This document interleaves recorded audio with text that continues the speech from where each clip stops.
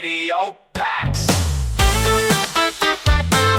Bienvenido a Radio Pax. En este episodio estaremos abordando la segunda parte del análisis respecto a lo ocurrido en el año 1948 con el establecimiento del Estado de Israel.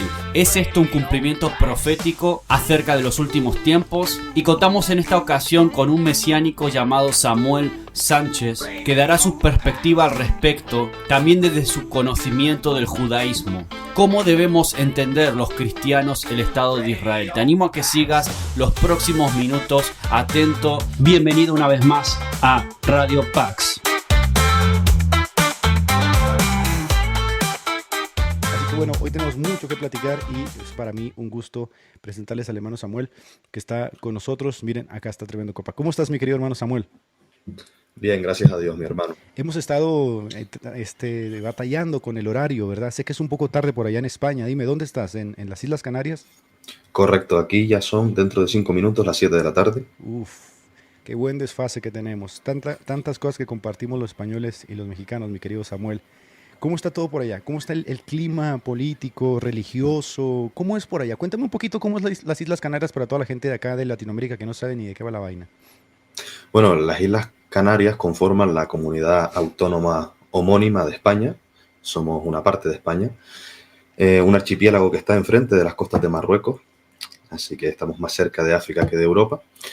Y bueno, el clima político aquí en España, ¿qué le voy a contar? Europa, usted sabe que está en un proceso de secularización, cuando no islamización directamente. O sea, estamos entre esas dos aguas estamos, pero desde luego no es una época halagüeña para nosotros, en tanto en cuanto se augura un empobrecimiento de los europeos por la situación que está viviendo el continente y un empobrecimiento que es más grave, más gravoso, Claro. espiritual. Ustedes por ahí tienen mucha migración, sobre todo marroquíes, si no estoy mal, ¿no? Y muchos de ellos vienen muy cargados, sobre todo con su etos islámico. ¿Estoy correcto? Eso ha traído un impacto sobre la sociedad, ¿no? Porque muchos de ellos no se asimilan, sino que literalmente vienen e imponen sus creencias, ¿es verdad? Correcto, hay zonas en Europa que son denominadas ya no-go zones, o sea, zonas que no se puede ir. Uf, Va una mujer europea, una francesa, por ejemplo, en minifalda por ciertos barrios de París y la insultan cuando no la acosan, le dicen vete de aquí, no quieren recibirla en los bares porque no va adecuadamente vestida, conforme a la ley musulmana, por supuesto. Dios mío. Y claro, ¿qué ocurre? Que cuando un gobierno hace una dejación de sus funciones tal que ni siquiera defiende su raigambre, su contexto cultural, lo que pasa es que viene el de fuera y te impone el suyo. Es normal. O sea, es la ley de la geopolítica. O sea, no hay otra. No, el vacío de poder no existe. Claro, totalmente de acuerdo. A ver, ustedes ya vivieron como españoles un proceso de islamización. En algún momento de su historia tienen muchos nexos con el Islam porque hubo siglos, ¿no?, de conquista del Islam ahí en esa zona hasta la expulsión, que no sé si todavía la celebran, ¿no? La expulsión de los moros. Creo que era una fecha que se celebraba por ahí en España. No sé si estoy mintiendo, pero no sé si ahora es políticamente incorrecto hablar de eso. Pero cuéntame un poquito de ese tema. Figúrese cuán impolíticamente incorrecto puede ser esto, que hay colegios en los que se ha dejado de celebrar la Semana Santa porque se ofende a los alumnos musulmanes. Dios mío. Sí, sí, sí. Y se les ha mandado, hubo un caso conocido de un colegio, no recuerdo si era de Murcia, en el que el profesorado se puso de acuerdo para que en Semana Santa, o antes de Semana Santa, porque en Semana Santa propiamente no hay clase, los niños fuesen vestidos de musulmanes para que No, estos alumnos no se sintieran excluidos, ¿me explico? Entonces, esa es la situación. Esa es la situación. y Y estamos en hablando. cuanto a un inciso, estuvimos, sí, más de 7 siglos ocupados por el califato, sí. Bueno, y estamos hablando, yo creo que esto es una pequeña fracción de lo que está sucediendo en general en Europa, ¿no? En lo que vendría siendo justamente como esa tensión entre lo que vendría siendo propio Occidente y toda esta migración forzada que se ha venido dando, que ha venido cambiando no solamente el clima político, sino también el clima cultural. Como dices, bueno, yo aquí lo vivo en primera instancia. Nosotros no tenemos ese problema ciertamente con el Islam, de hecho mucha de nuestra apologética no va dirigida hacia ello, pero me supongo que ya en España, como en algunas partes de Europa, se empieza a hacer mucho ese énfasis sobre cómo resistir al Islam, ¿no? Resistir a sus argumentos, empezar a ver cómo resistir incluso su avance. ¿Es verdad eso o es exagerado decirlo? Usted presuponga que se les derrota en el terreno de la apologética y que la religión musulmana, la religión maometana, queda desarticulada por medio de una dialéctica, ¿no? Da igual por qué, porque ellos tienen más hijos que nosotros. Entonces, Claro. ¿qué más da? Si una familia musulmana promedio tiene 3, 4, 5 hijos y la española no llega ni a 1,5, lo que estamos viviendo es una sustitución poblacional como la que ha vivido Suecia. O sea, no es algo hipotético. Ya hay Pero esto países que están dicen, sufriendo eso. Samuel, dicen que esto es conspiración, o sea, que esto es una conspiración, que cuando hablamos, por ejemplo, de que Occidente está cayendo, que están los tramos finales, que hay una cultura más fuerte que está dominando, dicen que esto es conspiración, que incluso llegan a decir que es islamofobia, como muchas fobias que luego ahora se nos han inventado, ¿no? Que ahorita vamos a hablar de una de ellas, pero tú dices, pero es verdad, eso está sucediendo actualmente. Mire, le pongo un ejemplo. Usted imagine que tomamos un barrio de Japón y lo llenamos de españoles como yo. Y los españoles de media tienen más hijos que los japoneses. Ahora en vez de 2 barrios son 10, después son 20, después son 25. ¿Qué queda de Japón? ¿Qué va a quedar de Japón, de lo que era Japón en 100 años? Absolutamente nada. Claro, totalmente de acuerdo. No No, es una cuestión racial, no tiene nada que colarse. De hecho, España se caracteriza por la mezcolanza racial. En la Edad Media nos insultaban diciendo que África empezaba en los Pirineos. O sea, claro. la raza a nosotros nos da igual, la verdad. O sea, somos una mezcla, y los canarios igual, somos una mezcla de todo. Aquí la pureza racial que se la dejen a los alemanes, Claro. a los fineses y poco más. Pero a ver, ustedes son un país prominentemente católico. O sea, España, bueno, se puede decir que España llevó el catolicismo a gran parte de lo que se conoce como Occidente, ¿no? Y entonces el catolicismo, ¿qué papel ha jugado en todo esto? ¿Es cómplice, silencioso? ¿O literalmente el secularismo lo ha acabado en España? ¿O será que España está pagando, ¿no?, los estragos de haber sido tan paternalista con el pueblo? O sea, ¿cuál es el papel del catolicismo? Yo te voy a ser muy sincero, Samuel, yo a veces veo videos de católicos españoles vestidos de Ku Klux Klan y con capuchas y digo, no sé si esa será la forma de combatir realmente los problemas que tiene España, pero veo como que un catolicismo muy, una parafernalia muy rara, ¿no? Como muy fetichista, muy supersticiosa. ¿Qué está haciendo el catolicismo respecto a todo esto? Eso que dice usted es cierto. Hay una frase, creo que de Menéndez Pelayo, que dice: España, luz de Trento, espada de Roma, evangelizadora del orbe, martillo de herejes. Y Ajá. Menéndez Pelayo decía: cuando España deje esto, dejará de ser propiamente lo que era. En relación a lo que dice usted del catolicismo, mire, yo normalmente no tengo nada en contra de mis hermanos católicos ni nada por el estilo, como con los protestantes u ortodoxos, pero sí es cierto que el catolicismo, a mi juicio, ha cometido ciertos errores. Por ejemplo, en el caso del independentismo vasco y catalán, la Iglesia Católica se congracia con estos movimientos que pretenden separar una parte esencial de España de la totalidad de la nación, en este caso, Vascongadas y Cataluña. Ya incluso en la época de Franco, de la dictadura franquista, la Iglesia Católica no tenía problema, incluso se enfrentaba a Franco por oponerse a estos obispos que promovían el separatismo. Entonces, a mi juicio ahí ha habido un error, sí. Y ojalá la Iglesia Católica, viendo lo que viene, quiero decir, se plantase firme y dijese: no, Europa es cristiana, Europa tiene una raigambre cristiana, un trasfondo, una cultura, un contexto, en este caso, en el caso de España, católico, y eso ha de promoverse y defenderse, como hacen los chinos con el confucianismo o como hacen los saudíes, por ejemplo, en este caso con el Islam. Es lo natural, es lo normal, pero no se está haciendo eso. Uf, buenísimo, ¿no? Buenísimo. O sea, empezamos a entrar al tema y empezamos a ver, como tú dices, ¿no?, todas esas aristas que tienen que ver ya con la geopolítica, la teología, la espiritualidad, etcétera, etcétera. Porque ciertamente yo he escuchado españoles que están, a ver, pero que ellos odian a Franco con todo su ser, ¿no? De hecho, he escuchado muchos españoles que les causa como cierta reticencia la bandera de España. Y he escuchado esto justamente porque lo asocian no solamente a la Iglesia Católica y que tiene sus relaciones, ¿no?, con tratar de imponer esta religión en un mundo secularizado donde ellos ya no quieren este tipo de religión. Pero hay otros más sensatos que dicen es que realmente la Iglesia Católica como bloque de contención sí mantuvo a raya todas estas cosas en el tejido social. Muchas veces la gente no entiende eso. Porque mira, Samuel, yo escuché, y aquí vamos a empezar a entrar al tema, yo escuché hace unos días a von der Leyen, que tú sabes quién es, por supuesto, es más, tú sabes mucho mejor quién es que yo, que estaba diciendo que los valores de Europa son los valores del Talmud. Y yo creo que tú conoces el Talmud, ¿no? Tú sabes lo que es el Tolet Yeshu y tú sabes muchas cosas de lo que se dice en el Talmud. Pero más allá de eso, realmente se podría decir que el Talmud son los valores de Europa cuando tenemos, por ejemplo, el Sacro Imperio Romano Germánico que le dio vida y echó sus raíces en el tejido social. ¿Por qué está sucediendo esto? Ahora, ¿por qué se puede decir tan quitado de la pena que Europa, los valores de Europa es el Talmud? O sea, ¿cuál es tu visión de esto? Mire, cuando yo escuché esta declaración, obviamente me molestó. O sea, yo leo el Talmud y hay cosas muy buenas en el Talmud. O sea, hay de todo. Por supuesto, hay partes en las que blasfeman directamente contra nuestro Señor, contra la Virgen, contra la Santa Virgen y demás.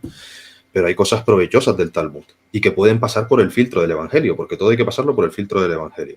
Un ejemplo que me gusta mucho a mí, y seré breve, es que el Talmud dice, ¿hasta qué cantidad se ha de diezmar a los pobres? Y dice, hasta el tamaño de una aceituna. O sea que si tienes 10 aceitunas, dale una al pobre. Eso es una buena enseñanza.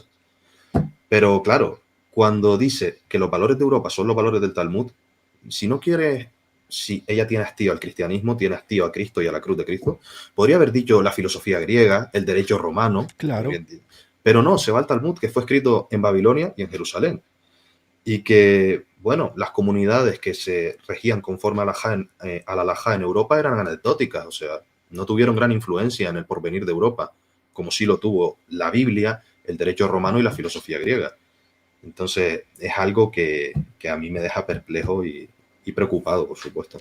Pero de alguna forma empezamos ya a hablar de, no sé, como esta inserción, que lo vienes bien mencionando, de destruir de alguna forma el legado de Occidente o lo que Occidente representa, haciendo este tipo de declaraciones que van calando justamente en la psique del inconsciente colectivo, de decir, oye, pero ciertamente ha habido judíos, y ahorita vamos a hablar ahora sí del tema de los judíos, ha habido judíos muy buenos, de hecho ha habido judíos que han sido representativos para la cultura occidental, y por ejemplo yo estudié psicología y nosotros, aunque no tomamos a Sigmund Freud como parte de nuestra escuela, pero es cierto que Sigmund Freud era judío y era parte de una de las escuelas de psicología más famosas. Ya había otros filósofos, ¿no? Está Kafka, como ella dice, es verdad.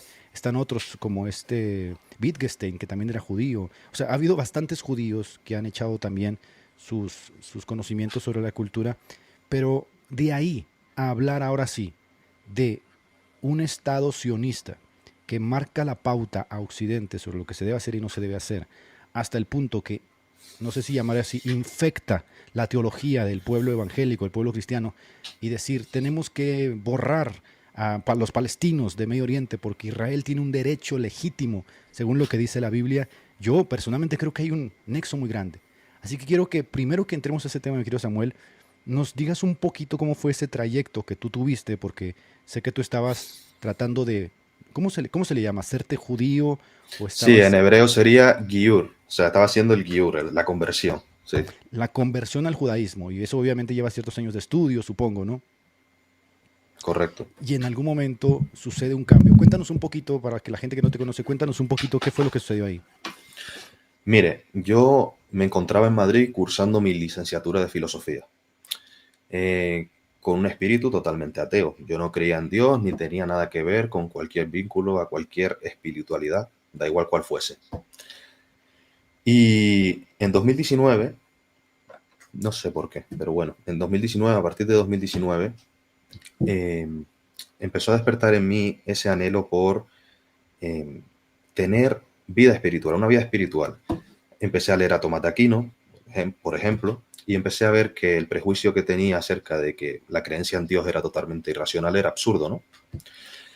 Y empecé a abrazar la idea de que, bueno, sí hay un creador del universo, pero no lo conozco, no se puede conocer, algo así como Aristóteles, ¿no? Que hay un primer motor inmóvil, pero es incognoscible para nosotros y está apartado del universo, no interactúa con nosotros, le damos prácticamente igual. Llegué a ese punto. Y por gracia, porque ahora en retrospectiva sé que fue por gracia, creí en que ese Dios sacó a un pueblo llamado Israel de Egipto. No me pregunte el por qué. O sea, llegué a ese punto, que si debía haber un Dios, debía ser el Dios del pueblo de Israel.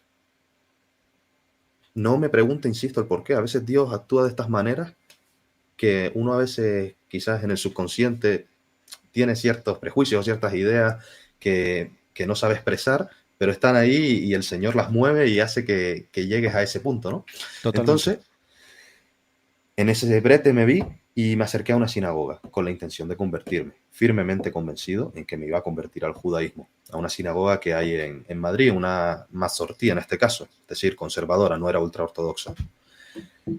Y cuando me preguntó el encargado de las conversiones, hablé con él, un muchacho argentino, un hombre mayor que yo, muy amable él, me trató muy bien en todo momento.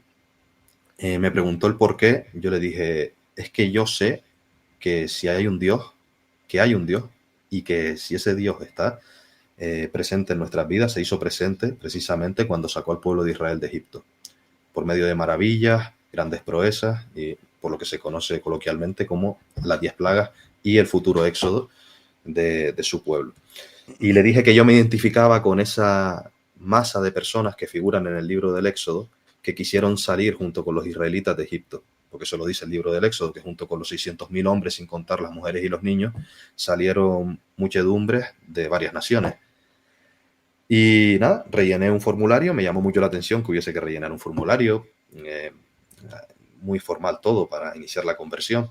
No sé, en las iglesias evangélicas siempre es, venga, ven, te abrazamos, ven aquí. Ahí Sí, era un como abrazo muy y ya metódico. una carne Sí. asada y tal, listo, papá. Exacto, exacto. A ver, ¿circuncisión?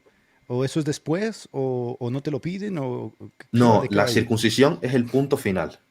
Ahí Es es cuando donde ya ya se convierte entras. uno en Ger Sedek, en un prosélito de la justicia y pasa a ser formalmente como el natural de los hijos de Israel. Según Ok, la cosmovisión judía. Estamos claro, y hablando, obviamente, estabas en según ese la cosmovisión. proceso, o sea, ibas desatado Claro, hacia claro, allá. claro, Sí, sí, claro, sí. claro, claro, claro, totalmente convencido. Y figúrese usted que pasaron unos pocos meses. No fue mucho. Yo no quería saber nada de Jesús. Pero Dios hizo como ese viaje del Antiguo Testamento, porque yo estaba el Shabbat, el comer kasher, las citas, todo esto me maravillaba, lo vivía, me encantaba. ¿Ves esto, Eh, Samuel? ¿Ves esto como una suerte de sentido de pertenencia, sentido de orientación en un mundo que, a ver, ha perdido los ritos, ha perdido como, tuviste todo esto como, wow, o sea, esto es interesante, ¿no? Que el mm, Shabbat, que los nombres, que el tefilín, que todo este asunto. sí. ¿Piensas que tiene algo que ver con todo esto?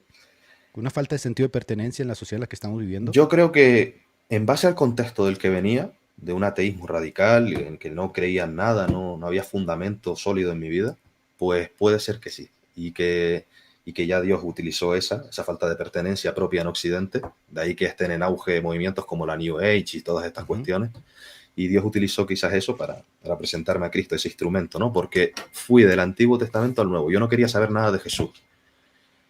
Y en medio de esta conversión dije, bueno, ¿qué habrá predicado este hombre? O sea, ¿qué tanto con Jesús? ¿Por qué es tan importante? Y me acerqué a él como me acercaba a cualquier filósofo que estudiaba en la universidad, como me podría haber acercado a Spinoza o a Freud, por ejemplo. Que Spinoza Igual. también era judío, para quien no lo Sí, sepa, sí, ¿no? sí, Sí, sí. sí, sí, O sí, sea, sí. en el trasfondo del judaísmo, por más que lo intenten, es imposible que se saquen esa imagen del inconsciente colectivo de que hay un Jesús ahí. O sea que lo odies, sea que lo ames, pero el judío sabe que hay un Jesús y que ha marcado también la pauta de Occidente.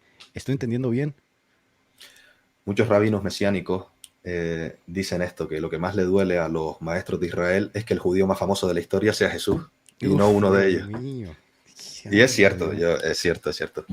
Pero bueno, en medio de esta conversión, insisto, para no hacerlo muy largo, porque después no podemos hablar de lo que queremos tratar, Claro. eh, quería acercarme a Jesús y dije, no voy a leer el Nuevo Testamento, me veré una película. Y vi La Pasión de Cristo de Mel Gibson, que además estaba en arameo, me gustaba, eso me atraía, ¿no? Y bueno, vamos a ver esto, vamos a darle una oportunidad. La película me estaba gustando, pero bueno, sí, un hombre que existe. Evidentemente no se puede negar la historicidad de Jesús, pero nada que ver con el Mesías y demás. Hasta que llegó la gracia divina. En un momento de la película, que se cita un pasaje del Sermón del Monte, concretamente, oísteis que fue dicho, amaréis a vuestro prójimo y odiaréis a vuestro enemigo. Mas yo os digo, amad a vuestros enemigos, porque si amáis solo a los que os aman, ¿qué mérito tenéis?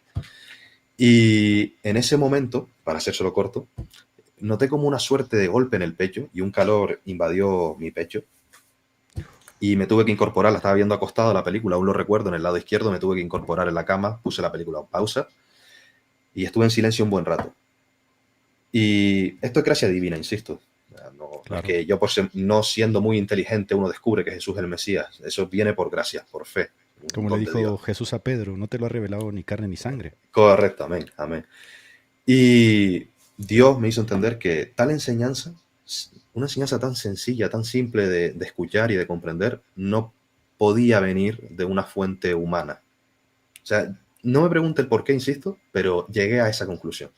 Que esto va más allá incluso de lo que cualquier rabino o cualquier masejet del Talmud podía enseñar. Que esto superaba cualquier categoría humana. Y estuve un tiempo batallando. Porque una cosa está clara, no puedes terminar la conversión si crees en Jesús. Es más, si crees en Jesús Señor. y continúas con la conversión, niegas a Jesús porque debes confesar los 13 principios de Maimónides, en los cuales se rechaza a Jesús como Mesías. Uno de esos principios es que Dios es uno, y no uno como aparece en la Biblia, Ahad, sino Yihud, es decir, unipersonal. Maimónides cambia el término que aparece en la Biblia para rechazar la Trinidad por completo. La mayoría de judíos mesiánicos, por si acaso, porque sé que esa pregunta es muy común, son trinitarios. Y aparte niegas que Dios puede encarnarse o que pueda tener un hijo y demás. Wow. Entonces yo fui a la sinagoga decidiendo que iba a parar la conversión, que no podía seguir con ella. Primero porque se estaría negando a Cristo, estaría siendo deshonesto conmigo mismo y también con ellos. Y la verdad es que al hablar con este mismo hombre que, insisto, es argentino, siempre lo tengo presente eso porque me trató muy bien, me dijo, mira, me molesta, pero por lo menos has tenido la sinceridad de decirlo, porque otros se convierten y no lo dicen. Y de hecho, hace poco en Israel tuvieron que cerrar una yeshiva, una escuela de estudios de Torah, porque descubrieron que varios estudiantes eran mesiánicos. Dios Y tuvieron que mío. cerrarla durante varias semanas, hicieron una investigación y los expulsaron de la yeshiva. Cosa curiosa, porque uno puede creer que el Rebbe de Lubavitch es el Mesías, pero no puedes creer que Cristo lo es. Ya hablaremos de esto a lo largo Claro. del Que yo estaba programa, pero... hablando, yo estaba hablando hace poco del Rebbe de Lubavitch. Tiene vale. bastante auge, sobre todo está teniendo bastante auge en la política. Y vemos, por ejemplo, a Donald Trump en la tumba del Rebbe de Lubavitch, ¿no? A Milei, Sí. a todos estos. Pero no es el tema, pero es muy interesante. O sea, hay muchísimo que hablar respecto a esto. Pero entonces aquí vemos, Samuel, la gracia de Dios. Literalmente lo narra en el Nuevo Testamento de cómo el Espíritu de Dios opera en los hombres, cómo Dios salva a quien Él quiere, cómo la salvación es de Dios. Y qué bueno que dijiste algo ahorita, porque mucha gente piensa que los mesiánicos son una suerte de modalistas unicitarios, y no, dices realmente que tú confiesas la Trinidad. Pero también debo decir algo, hace unos días yo estaba haciendo un programa de cómo Juan Pablo II quería vincular al cristianismo con Maimónides, que fue uno de los rabinos más representativos de las escuelas rabínicas, y tú ahorita lo citas y dices, no, Maimónides en realidad es todo lo contrario al cristianismo. Y llegó hasta el punto de cambiar la palabra lejad, ¿no? Que tiene que ver justamente con esa unidad compuesta. Explícame un poquito más de eso, me gustó. A ver, la teología de Maimónides pivota en torno a la idea de negar a Cristo como el Mesías. Bueno, negar a Cristo como el Mesías sería tautológico, a Jesús como el Mesías o como el Cristo. Pivota en torno a eso. Insisto, cuando él dice en las 613 mitzvot, nosotros confesamos el Yihud de Hashem. Vale, sí, pero en la Torah aparece Hat, no Yahid. ¿Por qué cambias Claro. la palabra? ¿Por qué esa necesidad? ¿Por qué dices que Dios no puede encarnarse cuando hay tradiciones antiguas de los Sugot y de los Tanaín que dicen que Dios puede presentarse físicamente como hombre en la tierra? Eso lo vemos en los Targumín, por ejemplo. ¿Por qué se rechaza todo eso? Por un hastío, por un rechazo a Cristo. Como él mismo les dijo, el Señor, si creyeses a Moisés, me creeríais a mí. O sea, al negar a Cristo están rechazando a Moisés. El antiguo, la Tanaj, la Torá, Sí, todo lo correcto. que sean los profetas, ¿no? Es verdad que ahorita vamos a entrar a ese punto. Porque, a ver, hay mesiánicos, ¿no? Supongo yo, que quieren seguir viviendo o hay judíos que aceptan a Cristo como el Mesías, que es redundante, ¿no? Pero ellos quieren seguir viviendo como judíos. De hecho, las primeras comunidades de cristianos, por decirlo de alguna forma en la Biblia, eran judíos. De hecho, los grandes debates que se van a dar entre Santiago y Pablo son esa distinción que empieza a haber ya en el primer siglo entre cómo deben de vivir los gentiles, cómo deben de vivir los judíos, ¿verdad? Aquí entramos a un punto álgido, mi querido Samuel, porque gran parte de lo que se lee, por ejemplo, en Gálatas, y tú y yo lo hablamos, era que los judíos tienen este sentido de pertenencia respecto a Abraham, ¿verdad? Soy hijo de Abraham, o sea, del linaje, de la etnia. Entonces, por lo tanto, Dios tiene cierta consideración conmigo. ¿Es así o estoy entendiendo mal? Los judaizantes en el primer siglo, y tristemente hay un auge de eso ahora, con movimientos como Raíces Hebreas, que es un movimiento esencialmente judaizante, afirman lo siguiente. Los del primer siglo decían, sí, está muy bien esto de Cristo, está muy bien esto de Jesús, está muy bien esto de que murió por tus pecados, pero no puedes heredar la promesa de la vida eterna hasta que no te circuncides. Eso es el concilio de Jerusalén. Dicen que hasta que no hasta que no se circunciden conforme al rito de Moisés no pueden ser salvos.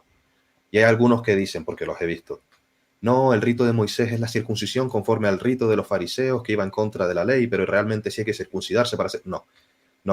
Conforme al rito de Moisés quiere decir conforme al mandamiento dado por Moisés. Si el gentil no se circuncida no puede ser salvo. Y claro, tenemos aquí a Pablo refutando por completo esto, sobre todo en la carta a los Gálatas, aunque en todas sus cartas hay remanentes de esto, como Romanos, en el que acusa a los judíos y a los griegos, da igual la etnia, de estar todos bajo pecado y bajo pena de muerte, a los de la circuncisión y a los de la incircuncisión. Y lo que ocurre aquí es que Pablo dice, mira, es que si os circuncidáis, de nada os aprovecha Cristo. Malditos los que por las obras de la ley os justificáis. Y hoy hablaremos mucho de la Torá, porque si la Torá hace algo es exponer nuestro pecado y decir, bueno, pero es que soy tan insuficiente, soy tan incapaz de alcanzar la santidad que Dios pide para que llegue a Él por mis propios medios, que la Torá apunta inevitablemente a una expiación por medio de otro, Claro. que no sea yo. Y una cosa que he de decir a esto, en relación a lo que usted comenta, porque yo, por ejemplo, estoy circuncidado, que sabemos que eso a los ojos del Nuevo Testamento no vale nada, la que vale es la que tenemos dentro, la del corazón, hablaremos de ella cuando Es empecemos a correcto. hablar sobre la instauración de Israel como nación. Y muchos me decían, conocidos, ¿no? Pero ¿por qué no terminas la conversión? ¿Qué mata, no? Yo les decía, mira, ¿pero para qué? Para tener el título de judío mesiánico. Es que ya en Cristo todo eso, les dije, citando a Pablo, es basura. O Dios sea, mío. mi identidad es en Cristo, no en ser judío mesiánico. Soy mesiánico, que parece a veces una distinción absurda para mí, porque mesiánico y cristiano es lo mismo, pero a los mesiánicos ya se les enmarca dentro de una ortopraxis distinta a la del cristianismo tradicional, lo que respecta, por ejemplo, a observar las fiestas de la Torá y demás cuestiones, a la luz, por supuesto, siempre del Evangelio y como un extra, pero nada que tenga que ver con cuestiones de soteriología. O sea, por ejemplo, yo ahora estoy en Hamatzot, en panes sin levadura, pero claro, sé que eso a la luz del Nuevo Testamento tiene un significado mucho mayor, a saber, despojados de la vieja levadura, de las malas obras.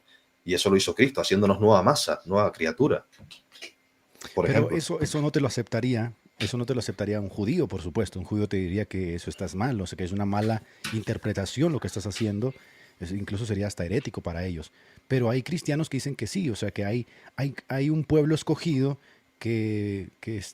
por gracia, por ser parte de una etnia al cual nosotros debemos de considerar, y que ese pueblo escogido vino a nacer como parte de un proceso, una profecía en 1948 y que está incrustado en Medio Oriente, que por lo tanto necesitamos tener ciertas consideraciones con ellos, porque ese pueblo escogido, que aunque irónicamente fueron desgajados, ¿no? Cortados por no haber cumplido con escuchar al profeta, como dice Deuteronomio, aún así siguen siendo un pueblo escogido, bendito, elegido, por ser simiente de Abraham. Es verdad esto.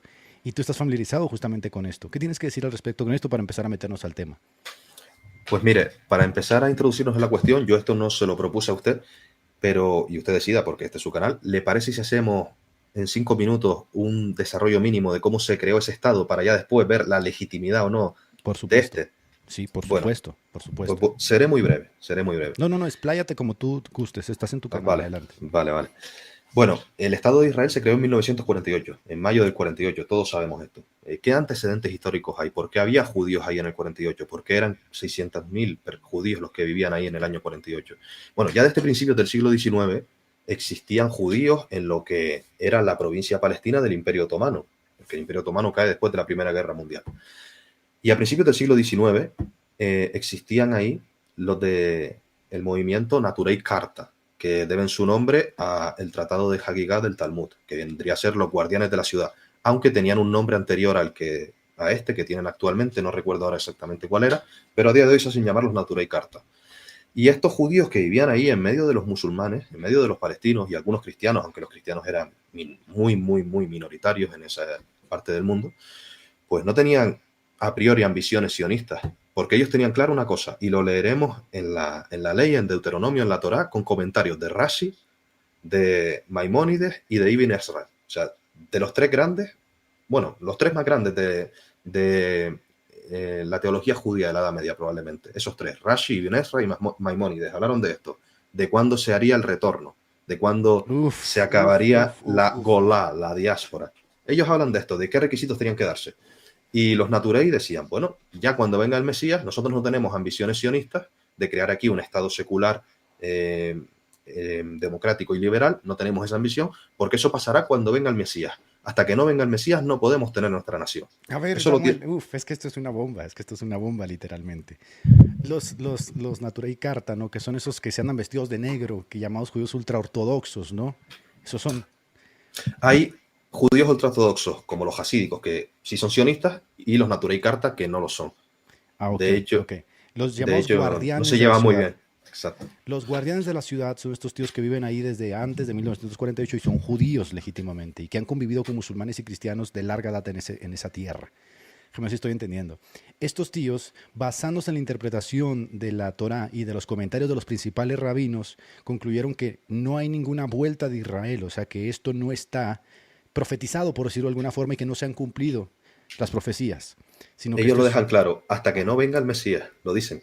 Lo es cuando ellos replican. retornan, es cuando ellos Claro. retornan a Israel, que sería muy parecido a lo que yo creo. O sea, cuando venga el Mesías los hará retornar, pero no hay Mesías. Entonces, por eso ellos se oponen como judíos al Estado sionista, al cual ellos consideran un Estado secular, un Estado que es ilegítimo, y por lo tanto los hemos visto incluso quemando banderas de Israel. A ver, Samuel, pero ellos son judíos. Eso es antisemita, Samuel, ¿no? Eh, yo le pasé a usted, creo, una entrevista con uno de los líderes del grupo Natural y Carta, que usa Ujú. palabras muy duras, y lo entrevistan a unos judíos más sortíes. Y dicen, lo que pasa es que el sionismo ha secuestrado a Israel, al pueblo de Israel, lo ha secuestrado y le ha lavado el cerebro, y lo ha entregado al secularismo y a la transgresión de la ley. Por eso queremos, que yo no estoy diciendo aquí que esté de acuerdo con él, pero lo que ellos quieren es que toda la tierra de Israel, toda, sea de Palestina, con ellos viviendo ahí, pero que sea un gobierno palestino, porque ellos citan muchas veces a los profetas y citan a Jeremías diciendo, porque a causa de este estado, como dice el profeta Jeremías, el nombre de Hashem es blasfemado entre las naciones por las obras que hacemos. Dios mío, mi vida. Continúa, por favor, continúa con lo que Ah, estás vale, diciendo. vale. No, y como le digo, esta gente está aquí desde principios del siglo XIX. Ciertamente su presencia es anecdótica. ¿Qué ocurre? El movimiento sionista a finales del siglo XVIII empieza a teorizarse, a coger cuerpo, pero no coge fuerza política hasta finales del XIX, con Theodor Herzl, que hace el Gran Congreso Sionista en el año 1898, si mal no recuerdo. Bien, ¿qué ocurre aquí? Aquí empieza ya a tomar forma la vuelta de los judíos a la tierra de Israel. Empieza a tomar fuerza política. Inicia la Primera Guerra Mundial, donde cae el Imperio Otomano. El Imperio Británico habla con las autoridades locales de Palestina. Bueno, muchos habrán visto la película Lawrence de Arabia, ¿vale? Esa fue una de las figuras que apoyó los movimientos secesionistas dentro del Imperio Otomano para fragmentar dicho imperio, para hacer pequeñas repúblicas dentro del Imperio Otomano y fragmentarlo, algo así como hicieron con el Imperio Español, vamos. Y lo que le propusieron a las autoridades de Palestina en el año 1915, ya empezada la guerra, fue crear un Estado palestino. Miren, si ustedes nos apoyan en la lucha contra los otomanos, año 1915, nosotros les dejamos la tierra y creamos un Estado palestino. Lo mismo le dijeron a los libios y a los sirios, en este caso esos fueron los franceses, y después no lo cumplieron, lo sabemos. ¿Qué pasa? Año 1917, finales del 17, Declaración Balfour. Ya no tienen un compromiso solo con los musulmanes, sino también con los judíos. La Declaración Balfour la puede leer cualquiera.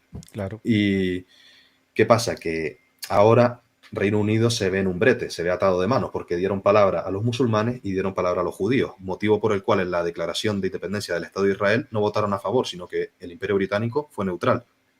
O sea, no votó a favor. Pero a lo que voy es esto. Después de la Declaración Balfour y el fin de la Primera Guerra Mundial y el establecimiento del mandato palestino, se llamaba así, mandato palestino, del Imperio Británico en esa tierra, lo que ocurrió fue que la diáspora, o mejor dicho, los judíos empezaron a emigrar de nuevo a Eretz Israel, a la tierra de Israel, lo que llamaban Eretz Israel, ¿no? En el año 1922 se calcula que había 80.000 judíos en esa tierra. Bueno, en 25 años pasaron de ese número a 600.000 en el 47. Esto es un censo oficial. Entonces si nosotros pongámonos en un momento en la piel de los musulmanes.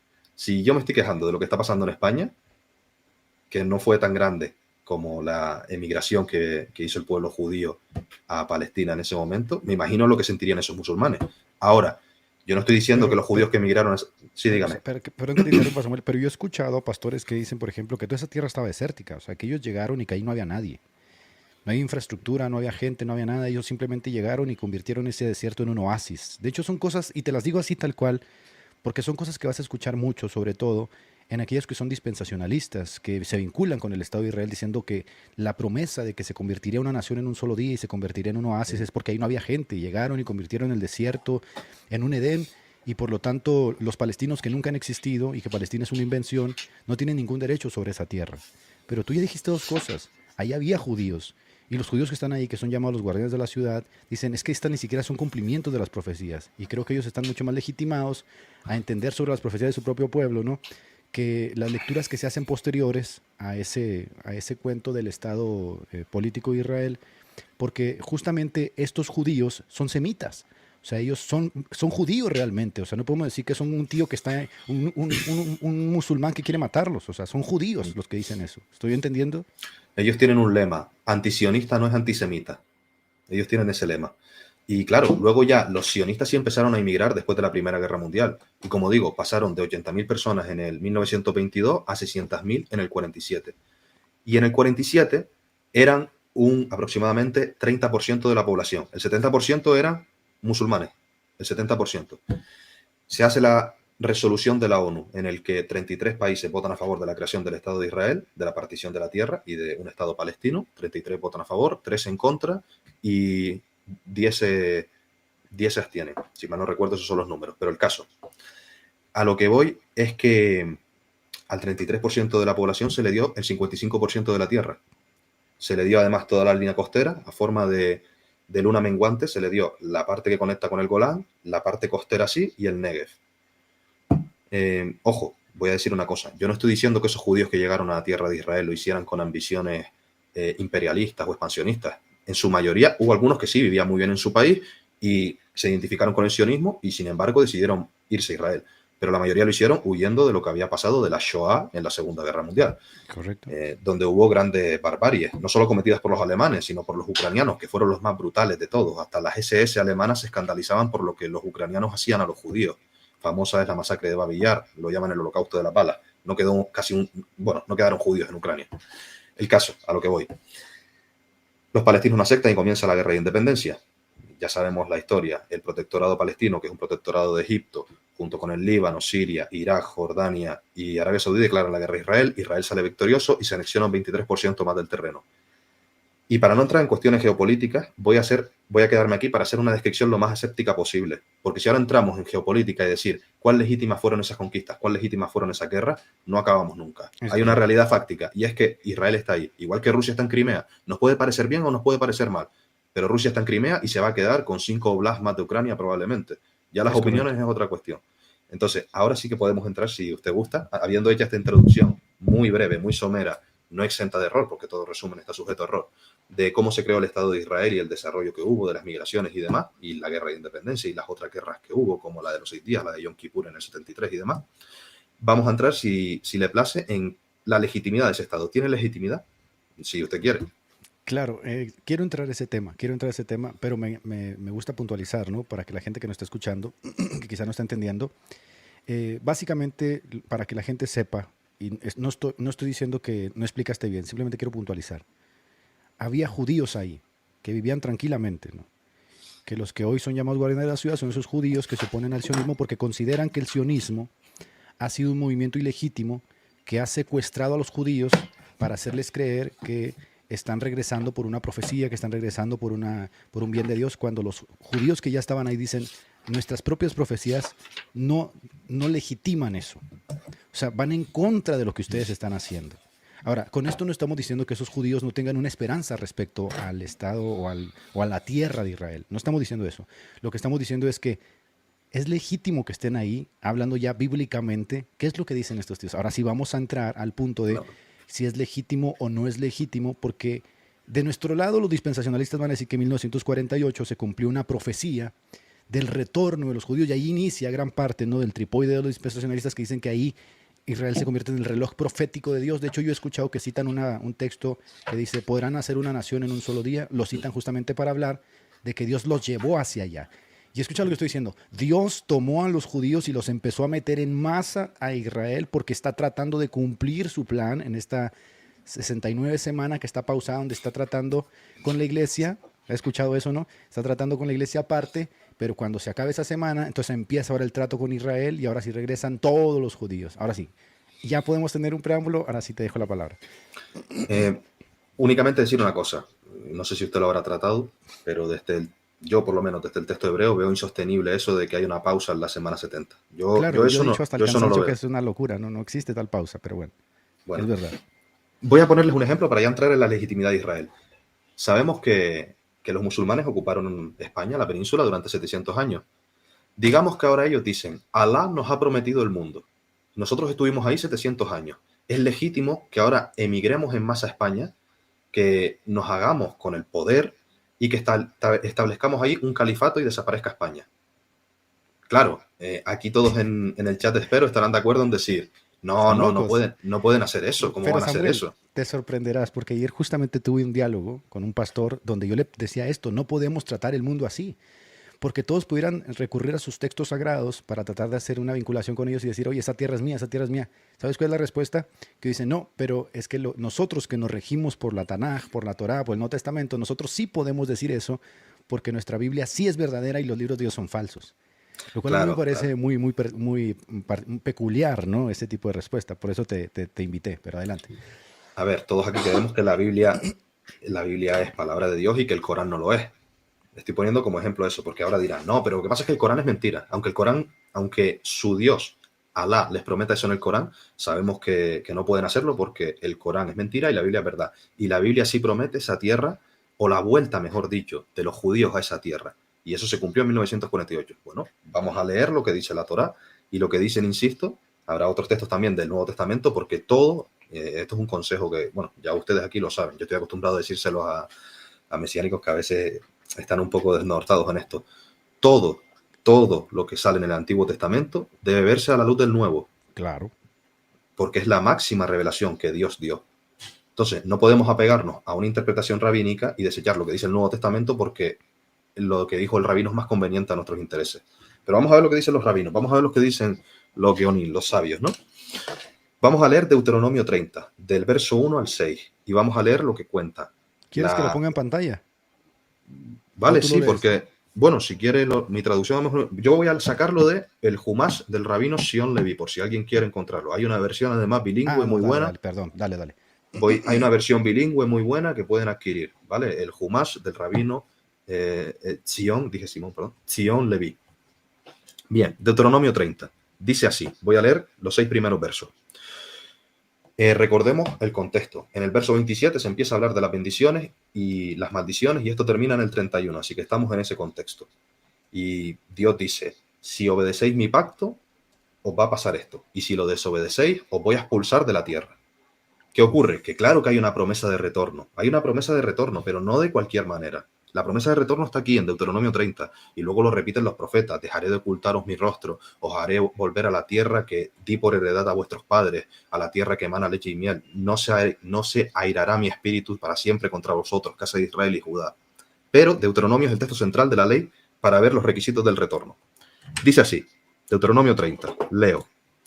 Sucederá que cuando te sobrevengan todas estas cosas, la bendición y la maldición que puse ante ti, entonces lo tomarás entre tu corazón, en tu corazón entre todas las naciones, ahí donde te dispersó Hashem tu Dios. O sea, se habla aquí ya de una dispersión, porque en capítulos anteriores se habla que va a haber una dispersión porque Israel no va a ser fiel al pacto. Y retornarás hasta Hashem tu Dios, y obedecerás su voz, conforme a todo lo que yo te ordeno el día de hoy, tú y tus hijos con todo tu corazón y con toda tu alma. Entonces, ¿cuándo? Cuando retornes, cuando hagas teshuvah, que es metanoia en el Nuevo Testamento, cambio de mentalidad, cuando te arrepientas. Cuando hagas teshuvah, Arrepentimiento. exacto, cuando te arrepientas, que esto es lo que les dice Jesús, aquí no volveréis a verme hasta que digáis, Baruch haba beshen Adonai, bendito el que viene en el nombre del No, Señor. Dios mío. Pero, a ver, si es hasta que se arrepientan, que yo lo he dicho anteriormente, ¿no? Que parece que no hay un símil entre lo que está sucediendo con el Estado ese moderno y lo que sucedía justamente cuando ellos retornaban arrepentidos. Tenemos el caso de Nehemías, Esdras, ¿no? Que literalmente se ponen a llorar, convocan ayuno, se ponen a leer la Torá, ¿no? Para volver a sensibilizar al pueblo. Hay un arrepentimiento. Se cumple justamente lo que estás leyendo. Pero lo Correcto, estás siempre leyendo, debe haber eso. Siempre claro, debe y haber teshuvah, siempre. sí. Entonces estás leyendo esto en el contexto de, podemos decir que esto sucedió con el Estado de Israel en 1948 y ahí es donde empieza el La problema, ¿no? mayoría de la población de Israel judía es secular, no cree, ni siquiera creen en Dios. Ni Uf, siquiera guardan, algunos no guardan ni Shabbat o lo hacen por cuestión cultural, pero no adorando a Dios. Entonces vamos a ver qué dice Deuteronomio. Y entonces traerá de regreso a Hashem tu Dios a tus cautivos y se apiadará de ti y retornará y te recogerá de entre todas las naciones a las que te diseminó. Hashem tu Dios ahí te meterá, o sea, dentro de la tierra. Si estuvieren tus dispersos en los confines del cielo, de ahí te juntará Hashem tu Dios y de ahí te tomará. Muy reminiscente esto, hace una reminiscencia a cuando Jesús dice, recogerá a sus escogidos de extremo a extremo del cielo. Aquí dice lo mismo, dice, reitero, aunque estés disperso en los confines del cielo, de ahí te juntará Hashem tu Dios y de ahí te tomará. Y te traerá Hashem tu Dios a la tierra que poseyeron tus padres y la poseerás. Él hará el bien contigo y te hará más numeroso que tus ancestros. Y aquí viene el verso clave y pasamos a los comentarios de los rabinos. Pues circuncidará a Hashem tu Dios tu corazón y el corazón de tu descendencia para amar a Hashem tu Dios con todo tu corazón y con toda tu alma para que vivas. Bien. Cualquiera pudiera decir, Samuel, que es un texto más, o sea, porque igual, a ver, un dispensacionalista te puede citar 50 textos, pero ahora vas a decir lo que los rabinos dicen de ese texto en cuanto al retorno de los judíos a Israel, ¿no? Y esto es algo, obviamente, que la mayoría de los dispensacionalistas no saben, porque justamente basado en estas interpretaciones es que los judíos que hoy están ahí, que son los guardianes de la ciudad, dicen, oigan, pues es que esto es un secuestro, o sea, nosotros no deberíamos todavía estar proclamando esto porque Hashem no nos ha traído, porque no hay arrepentimiento, porque no hay llanto, porque no hay silicio, porque no hay ayuno, porque no hay un retorno a la Torá, a la Tanaj, porque no hay nada de esto, o sea, eso es básicamente lo que estás diciendo. Y ahora sí, lee a los rabinos, por favor. E insisto, esto lo pasaremos después, si da tiempo, por el filtro del Nuevo Testamento. A ver quién es Israel en el Nuevo Testamento. ¿A quién se le llama hijo de Abraham en el Nuevo Testamento? Esto simplemente se va a poner buenísimo. Dale. Esto es simplemente para ver la perspectiva clásica del rabinato. El rabino que escribe esta edición, este Humash son los 5 primeros libros, la Torah. Humash hace alusión al número 5. Zion, insisto, este es el que escribe el libro. Después leeremos a los que cité. Zion Levi dice, citando este pasaje, solo una vez que Israel se arrepienta de sus pecados, no habrá barrera que se interponga entre el pueblo y la misericordia de Dios. Donde quiera que estén, independientemente de cuán arraigados estén entre las naciones con las que habitan, Dios los hará retornar. O sea, cuando se arrepienta de sus pecados. Pero, vamos a ver esto. Vamos a ver lo que se dice aquí. Cuando en el pasaje se dice, y entonces traerá de regreso a Hashem, o sea, Hashem mismo lo va a traer de regreso, dice la Megilá 29a, que es un maseje de un tratado del Talmud. Dice, y entonces traerá de regreso a Hashem. El verbo que mejor expresa esta noción de traer de regreso es Beshaf. El vocablo Beshaf significa literalmente que Dios retornará con sus cautivos, insinuando que Dios mismo, por así decirlo, estuvo exiliado y retornará del desierto y del destierro junto con su pueblo. De aquí derivan los sabios que cuando los judíos están dispersos, la presencia de Dios los acompaña. Megilá 29a. Aquí un sabor a lo que en la Gemara se dice acerca del Mesías, a saber que uno de sus nombres es Natroná. Natroná viene de la raíz que significa estar escondido, estar guardado. Y los sabios dicen, por eso digo que el Talmud tiene muchísimas cosas malas, pero unas poquitas buenas. Los sabios y yo sospecho siempre que algunos rabinos del Talmud inevitablemente creían o creen en Jesús, porque, bueno, creen no, porque ya no están vivos, creían en Jesús porque hay cosas que dicen que es imposible que no apunten a él. ¿Por qué? Porque uno de los nombres del Mesías es Natroná y dice la Gemara que así como José fue repudiado por sus hermanos y guardado en Egipto, así el Mesías fue repudiado por nosotros y guardado entre las naciones. Dios mío. Y el Tratado de Sanedrín dice que el Mesías se sienta a las puertas de Edom, es decir, de Roma, entre los leprosos y los débiles, vendándoles sus heridas. Pero no viene al caso hablar de la mesianidad de Cristo en la halajá. No tiene caso ahora. Vamos a hablar de lo que nos atañe. Dice, y circuncidará tu corazón. El pasaje, ¿verdad? El verso 6. Vamos a ver lo que dicen ahora Ibn Ezra y Maimónides. Dicen, una vez que Israel haga penitencia, Dios le ayudará circuncidando su corazón. Es decir, que te ayudará a Israel a superar los obstáculos que la inclinación maligna, esto es lo que se llama en el judaísmo Yeser Hará, que no tiene nada que ver, no viene al caso hablarlo ahora, pero para que sepan simplemente que el judaísmo plantea que hay dos voluntades en el hombre, una que se inclina al bien y otra al mal, y que si prima una de ellas, que es el bien, heredará la vida eterna, y por eso no necesita un salvador, no necesita que alguien muera por sus pecados. Para que vean que esto no pasaría por el filtro del evangelio. Pero bueno, A diferencia del prepucio físico, que debe ser removido por mano de hombre, Dios mismo eliminará el impedimento espiritual para que los judíos se arrepientan de todo corazón. ¿Qué estás leyendo, Dios mío? Eso lo dice Ibn Ezra. Ibn Ezra dice, solo cuando Dios circuncide a Israel, volverá a la tierra. Mientras Israel no esté circuncidado de corazón, no puede volver a la tierra. Y ahora viene algo más fuerte todavía. Esta asistencia divina, la de circuncidar el corazón, esta asistencia divina obedece al principio talmúdico que sostiene: si alguien acude a purificarse, es asistido por Dios. Masejet Shabbat. Y el profundo cambio insinuado por este versículo, ¿qué cambio? La circuncisión del corazón, tendrá lugar con la venida del Mesías. ¿Qué? Ahí ya eso entierra cualquier posibilidad de que Israel vuelva a su tierra como nación, no los judíos pueden estar ahí como pueden estar en la costa este de Estados Unidos, como están en todas partes, de hecho exacto, están en todas partes, no hay ningún problema. Exacto, no hay problema ninguno. Pero darles una nación solo vendrá cuando el Mesías llegue. Y dice, a lo largo de la historia, la gente ha tenido que luchar con deseos contradictorios de hacer el bien y el mal. Estas son las dos inclinaciones al mal de las que le hablé. De modo que puedan obtener recompensa por tomar la decisión correcta y a la vez ser castigados por elegir en forma equivocada. Y ahora dice, el prepucio es la barrera, el prepucio la orla, ¿no? Pero del corazón. Es la barrera espiritual que impide que el bien supremo reine en el corazón del judío. Después de la redención final, o sea, con la venida del Mesías, después, no antes, como pasó en 1948, después de la redención final, el hombre se verá inclinado naturalmente solo hacia el bien. La circuncisión de este versículo consiste en la eliminación del deseo natural de pecar que actualmente domina el corazón del hombre. Parece que estás leyendo a Pablo, ¿no? Esto lo dice Maimónides. Parece que estás leyendo cuando hablas justamente de la circuncisión del corazón, o sea, el judío lo que es interior, no el exterior. Pero entonces, a ver, es que esto es una bomba, ¿no? Y yo había hecho un programa hablando justamente de esto, de que no hay un arrepentimiento, no sigue el patrón justamente de lo que vemos en el Antiguo Testamento.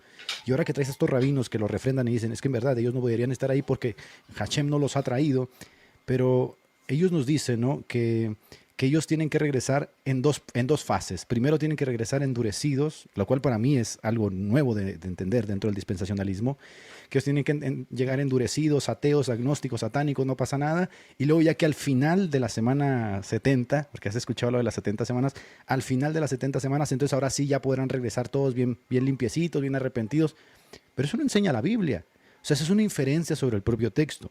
De hecho, podemos entrar ahora realmente a lo que dijiste. ¿Vas a leer los otros rabinos? ¿O ibas a decir algo? No, esto es solo un preámbulo, pero si quiere podemos entrar, como supongo que iba a decir eso, en el Nuevo Testamento y el Nuevo Pacto, porque claro, hay una cosa clara. La circuncisión del corazón, ¿cuándo se da? En el Nuevo Pacto. ¿Por medio de quién se entra en el Nuevo Pacto?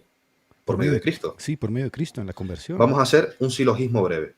Si la vuelta a la tierra está sujeta a la circuncisión del corazón, premisa A, y la circuncisión del corazón es en el nuevo pacto en Cristo, ¿puede alguien volver a la tierra si no está circuncidado de corazón, es decir, no está en Cristo?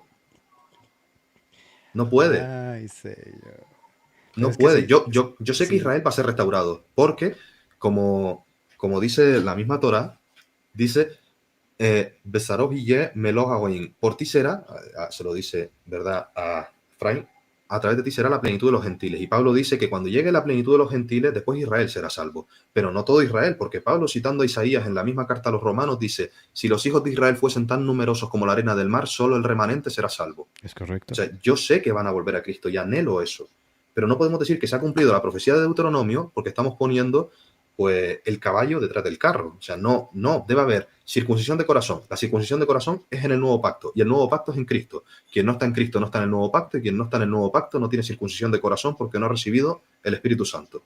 Por ende, no se puede decir que van a volver a la tierra inconversos, porque la Torá no dice eso. Es que no lo dice. No dice, bueno, os voy a hacer entrar en la tierra y ya en la tierra os arrepentiréis. No, os arrepentiréis fuera de la tierra, fuera de Eretz Israel. Y después yo que estoy hablando, dice Dios, os tomaré de todos los rincones del cielo. Uf, Dios mío, mi vida. Hace unos días yo estaba hablando, por ejemplo, de Génesis capítulo 12, donde se habla justamente de un pasaje que utilizan mucho los dispensacionalistas, que dicen que si tú no bendices a ese estado, que es el pueblo escogido de Dios, te va a dar cáncer en las entrañas, ¿no? Como le dio Hugo Chávez, porque dice, maldecirá a los que te maldigan. Y yo estaba hablando justamente del cumplimiento de la exégesis de Pablo en Gálatas, donde Pablo dice que todos los que están bajo la ley están malditos justamente porque quieren ser justificados fuera de lo que el propio Abraham fue justificado, que fue justificado en la incircuncisión. Es decir, cuando nosotros vemos a Abraham, dice el texto de Génesis que era incircunciso cuando Dios le llama, cuando Dios lo justifica, ¿no? Entonces, aquí hay un elemento que tú y yo hablamos la vez pasada que tiene que ver con quiénes son los hijos de Abraham, Samuel. ¿Quiénes son los hijos de Abraham? Muy interesante lo que ha dicho usted de Abraham, y vamos a hablar de eso ahora porque ya vamos a entrar en el Nuevo Testamento, que es a lo que nosotros nos debemos ceñir. Bueno, sí, esto que han dicho los rabinos está muy bien y casa desde luego con lo que dice el Nuevo Testamento. ¿Qué pasa? Que ellos lo ven rechazando a Cristo, no aceptándolo. O sea, ellos creen que la Teshuvá no incluye aceptar a Cristo. Pero muy interesante porque Abraham fue llamado con 75 años y fue 24 años después cuando se circuncidó a los 99. Y ya había recibido todas las promesas. Exacto. Y es más, la Torá dice, las traducciones normalmente dicen, haré de ti una nación grande, ¿no? Pero en hebreo dice, haré de ti un goy gadol, un gran gentil. ¿Qué? O sea, Esa no me la sabía, ¿eh? Sí, pues la Torá llama a Abraham goy, igual que llama a Israel goy, seréis para mí goy kadosh. Claro, goy puede significar nación o gente en general, como una masa amorfa que no está definida. Pero ciertamente la Torá, cuando está Abraham incircunciso, le llama goy gadol, haré de ti un goy gadol, un gran goy. Y le dice una cosa, a tu semilla daré esta tierra, ¿verdad? A tu semilla. Claro, uno dice, ya está, ahí está. Y las promesas de Dios son irrevocables, que hablaremos de eso también. Por lo tanto, todos los que están ahí en Medio Oriente, pues ahí están cumpliendo la promesa justamente que se le hizo a Abraham en Génesis 12, y por lo tanto, si tú no bendices a Israel, vas a ser maldito y te va a dar cáncer. Que es la conclusión simplista a la que se llega justamente haciendo estas interpretaciones simplistas, vuelvo y repito, de Génesis 12, que ya viene hecho en Génesis capítulo 3, en Romanos capítulo 4, de quién es esa descendencia de Abraham, que tú bien lo estás diciendo, que se le dan las promesas antes de que venga la ley y antes de que venga incluso todo el antiguo pacto tal como lo va a vivir Israel en su tiempo, ¿no? Pablo habla claro. Es que me parece, no sé, me parece absurdo estar discutiendo estas cosas cuando Pablo es tan claro. Pablo dice en la carta a los Gálatas, y lo voy a leer, capítulo 3, dice, verso 17. Si quiere, póngalo en pantalla, porque aquí sí que voy a leer de la Reina Valera, por ejemplo. Pues venga, lo busco y lo compartimos con la gente. Gálatas. Venga. Gálatas 3.15, mismamente, sí. Gálatas 3.15. Gálatas 3.15, aquí lo pongo. Si quieres arranca y yo lo pongo, no te preocupes. Vale. Hermanos, hablo en términos humanos. Un pacto, aunque sea de hombre, una vez ratificado, nadie lo invalida ni le añade. Ahora bien, a Abraham fueron hechas las promesas y a su simiente. Ahí aparece espermati, ¿no? Semilla, simiente, es lo mismo, ¿no? No dice y a las semillas o simientes, como si hablase de muchos, sino como de uno, y a tu simiente, la cual es Cristo. Y Pablo va a decir una cosa muy interesante, porque, para no leer todo el pasaje, porque tendríamos que leer el capítulo entero, podemos leer a partir del 23. Si quieren, léanlo después, pero más que nada porque vamos limitados de tiempo y hay que leer muchas cosas. Pero antes que viniese la fe, es decir, antes de este nuevo pacto de Cristo, estábamos confinados bajo la ley, encerrados para aquella fe que iba a ser revelada, de manera que la ley ha sido nuestro ayo para llevarnos a Cristo, a fin de que fuésemos justificados por la fe. Pero venida la fe, ya no estamos bajo ayo, pues todos sois hijos de Dios por la fe en Cristo Jesús. Porque todos los que habéis sido bautizados en Cristo, de Cristo estáis revestidos. Y recordemos que la simiente, la semilla a la que fueron dadas las promesas de la tierra, que también veremos cuál es esa tierra, si son los 27.000 kilómetros cuadrados que ocupa el actual Estado de Israel o es otra cosa.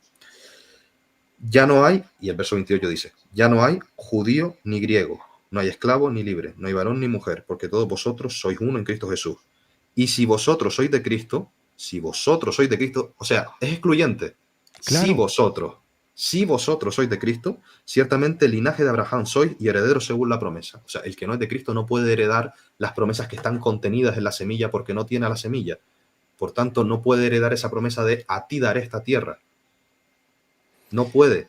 Y lo veremos ahora, claro, en otros pasajes. Yo ayer estaba leyendo uno de los libros que me recomendaron los dispensacionalistas que dicen que yo tengo antisemitismo teológico, donde un judío dice que este es un problema. De hecho, para muchos judíos esto es un problema porque desarraiga justamente a los judíos de su vínculo étnico con Abraham. Porque realmente ellos creen que merecen ciertas promesas por ser étnicamente descendientes de Abraham. Pero lo que Pablo está diciendo es todo lo contrario. Es decir, rompe totalmente eso y dice, no, las promesas eran para Cristo.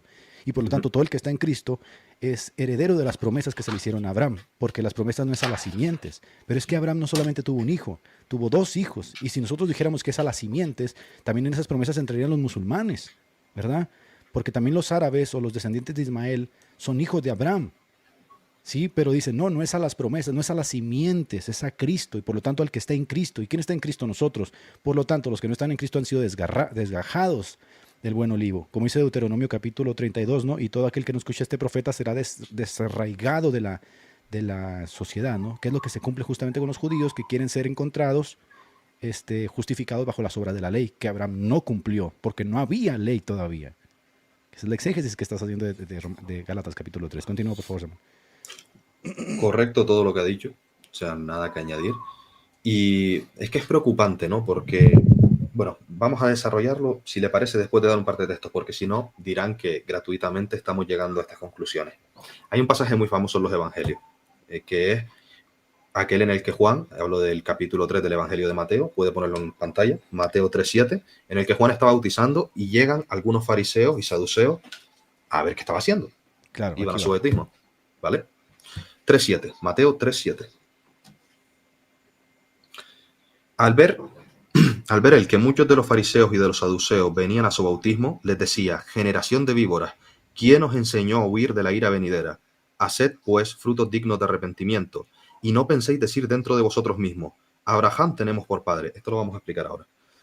Porque yo os digo que Dios puede levantar hijos a Abraham aún de estas piedras. Y ya también el hacha está puesta a la raíz de los árboles. Por tanto, todo árbol que no da buen fruto es cortado y echado en el fuego. Bien, ¿qué ocurre aquí? La teología judía tiene una frase muy común: los méritos de Abraham Avinu nos amparan, los méritos de nuestro padre Abraham nos amparan, y por eso todo judío merece heredar la vida eterna, Uf. lo que se llama el Olam Abba. O sea, está el Olam Hasé, este mundo, y el Olam Abba, el mundo venidero, ¿no? Todo judío lo hereda por los méritos de Abraham Avinu. ¿Qué pasa? Que aquí Juan el Bautista rompe con esa teología. Dice, ve a los fariseos y a los saduceos viniendo y les dice: ¿quién os enseñó a huir de la ira venidera?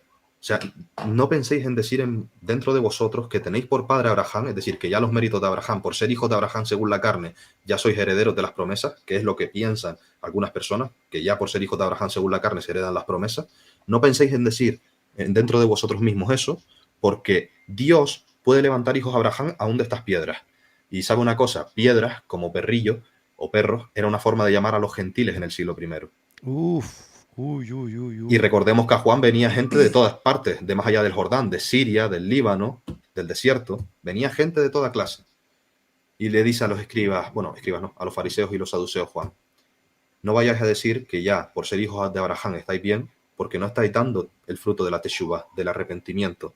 Y por eso Dios levantará a estas piedras como hijos de Abraham, a estos gentiles que sí están viniendo al bautismo arrepentidos. De hecho, pasa una cosa bien interesante, ¿no? Porque una reprensión de las que hace justamente Jesucristo es que el reino les será quitado y les será dado una nación que producirá los Lo frutos del leeremos, reino. lo leeremos. Claro, claro. Entonces no es como que el reino se les está dando en 1948. No, el reino les es quitado. Que Romanos 11 justamente habla de esto, no son las ramas desgajadas que cumple la profecía de Deuteronomio capítulo 32 por no haber escuchado al Mesías y por lo tanto no creer en Abraham. Ellos no pueden ser hijos de Abraham porque si estamos creyendo a Pablo, tenemos que decir entonces que Pablo está haciendo la exégesis correcta de cuál era esa profecía, era Cristo. Entonces el Nuevo Testamento trata de Cristo y quien está en Cristo es hijo de Abraham por la fe. Por lo tanto podemos decir legítimamente que nosotros somos descendencia de Abraham, la descendencia correcta de Abraham. ¿Puede haber alguna suerte de jactancia en esto, Samuel? Yo digo que sí. De hecho, creo que muchos cristianos a lo largo de los años se han jactado tanto en esto, de que gracias a que ellos creyeron en Cristo, se apropiaron de las promesas que pertenecían a ciertos judíos. Y ahí es donde Pablo dice, cuidadito, o sea, no te jactes porque tú no eras nada. O sea, literalmente lo vil, lo menospreciado del mundo escogió Dios para avergonzar a los sabios.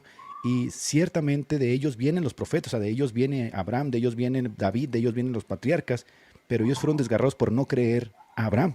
No le creyeron a Abraham. De hecho, quieren ser encontrados siendo justificados bajo las obras de la ley, si no estoy mal. Yo todos los días oro por ellos, tanto por judíos como por gentiles, porque me duele y no nos jactamos. O sea, usted no se está jactando de eso. Al contrario, desea que vayan a Cristo, porque usted sabe perfectamente que solo en Cristo pueden heredar las promesas dadas a Abraham. O sea, que no viene por linaje genético, porque si no, Esaú y Jacob habrían heredado juntos. Claro. Y no, Esaú no heredó. ¿Se entiende? Es que no va por ahí la cosa. O sea, por eso el texto de Gálatas dice, y no a tus simientes. Porque exacto. Si realmente fuera las simientes, tendríamos que meter a todos los que son descendientes de Abraham. Por eso dice a tu simiente, que es a Cristo. Pero si esa es la simiente, entonces ¿cómo se va a dar esta gran multitud, ¿no?, de familia que va a tener Abraham? Y ahí viene entonces la fe, el nuevo pacto, que es la iglesia, que aquí es donde me separan a la iglesia del Israel étnico y me dicen, no, no, no, todavía ese Israel étnico tiene todas las promesas porque son hijos de Abraham. Eso, es lo que no, eso no lo enseña Pablo, o sea, yo no lo veo, Pablo no está enseñando eso en ninguna parte. Es más, de hecho, las primeras animadversiones que se van a dar en el siglo I y siglo II se van a dar justamente por estas declaraciones de Pablo, donde está no redefiniendo, sino haciendo la exégesis, no tomando el espíritu realmente de la Torah y diciendo, ustedes no entendieron, Abraham no fue justificado con la ley o por las obras de la ley. Es más, ni siquiera fue justificado siendo circunciso, sino todo lo contrario. 430 años antes de que llegara la ley, él ya había sido justificado por la fe. Y así vamos a ser encontrados nosotros por la fe en Cristo. Eso es lo que dice Gálatas 3:9.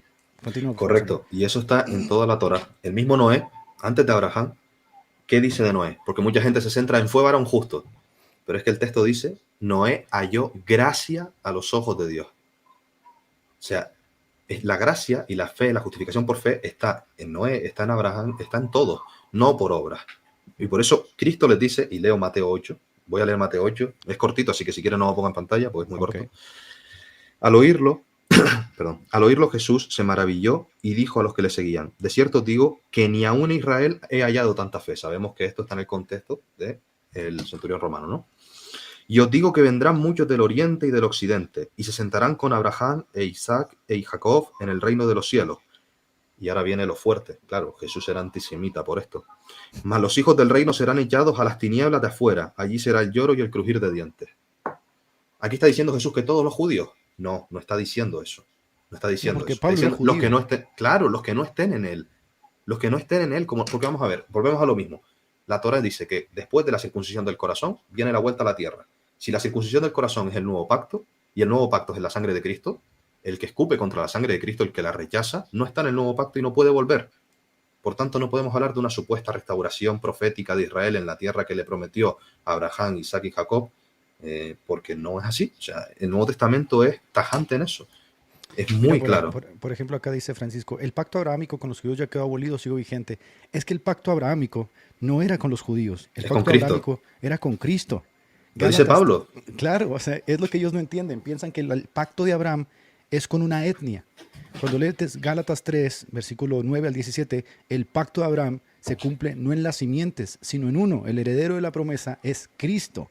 Por lo tanto, el pacto de Abraham sigue vigente en Cristo. Y todos aquellos, como dice Gálatas 17, si no estoy mal, que están en Cristo, son descendientes de Abraham, linaje escogido. De hecho, es la forma en que Pedro se refiere a los creyentes.